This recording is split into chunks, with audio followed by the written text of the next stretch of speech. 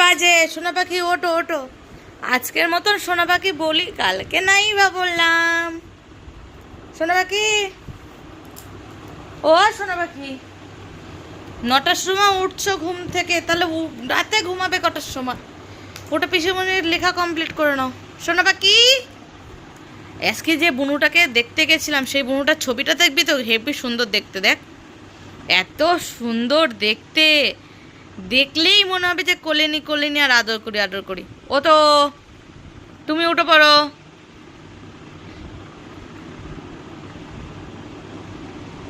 আজকের মতন সোনা পাখি, তারপরে কালকে আর সোনা পাখি ডাকবো না। এবার তুমি উঠবে না? 9টা বাজে তো, রাত্রে ঘুমাবে না? ও বাবা, ও বাবা, এ বাবাই সোনা পাখি, আরে বুনুর ছবিটা তো অন্তত দেখ উঠে, নাহলে দেখতে পারবি না তো। দেখবি না? বুনুর ছবিটা দেখবে না তুমি? দেখো, হেভি সুন্দর গুলু গুলু দেখতে, পুরো আদর করতে ইচ্ছে করবে বুনুটাকে। তো ওনারা এখনো ঘুম থেকে ওঠেনি। আজকে তাকে নিয়ে দাদাভাই দোকানে গেছিলাম, এসে দেখে এখনো ঘুমিয়ে যাচ্ছে। তো উঠেছিল, উঠে আবার শুয়ে আছে, কারণ তাকে একটুখানি রাগাচ্ছিলাম। রাগানোর কারণ, পরীক্ষায় এত বাজে রেজাল্ট করেছে, কি বলবো তোমাদের। তো যার জন্য রাগাচ্ছি ওকে। আর ও মানে কিছু বলতে পারবে না বলে শুয়ে আছে, জোর জবরদস্তি শুয়ে আছে, উঠছে না। তো এলো ব্যাপার। আর আমার ছেলে রাগানোর একটা বিষয়, যেটা বললে পরে রেগে যায়, বুনুর কথা শুনতে পায় না।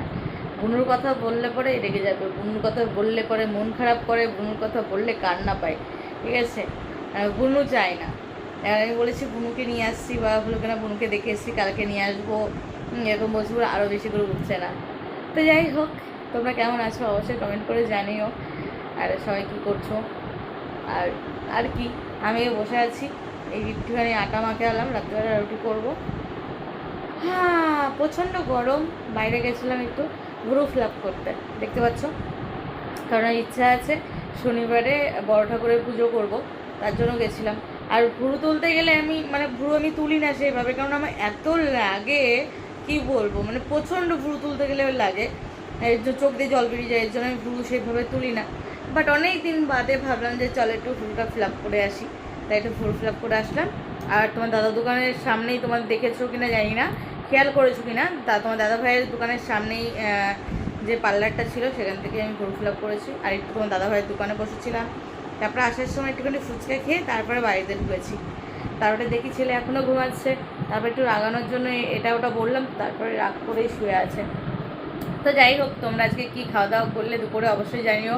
আর কালকে তো রাখি পূর্ণিমা, তোমরা কারা কারা রাখি পড়াতে যাচ্ছ ভাইদেরকে কমেন্ট করে জানিও। আমার ভাই তো শিবনিবাস এসেছিল শেষ সোমবারে, আবার ও যাচ্ছে তারকেশ্বর, ঠিক আছে?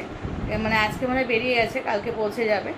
তার জন্য আমি আর বাবার বাড়ি যেতে পারলাম না। আমি ভাইকে ফোন করেছিলাম যে আয় রাখি পড়াবো, ও বলছেন আমি তারকেশ্বর যাব, যাওয়া হবে না। ওই যে মানুষ বলে না যে কেউ থাকতেও পায় না, কেউ থেকেও পায় না, এরকম হলো অবস্থা। মানুষের যার ভাই থাকে না, তারা দেখো কত আফসোস করে, আর আমি দেখো ভাই থাকতেও আফসোস করছি, এটা ব্যাপার। তো যাই হোক, দুঃখের কথা আর কি বলবো। সবাই ভালো থেকো, সুস্থ থেকো। থ্যাংক ইউ ভিডিওটা দেখার জন্য। বাই।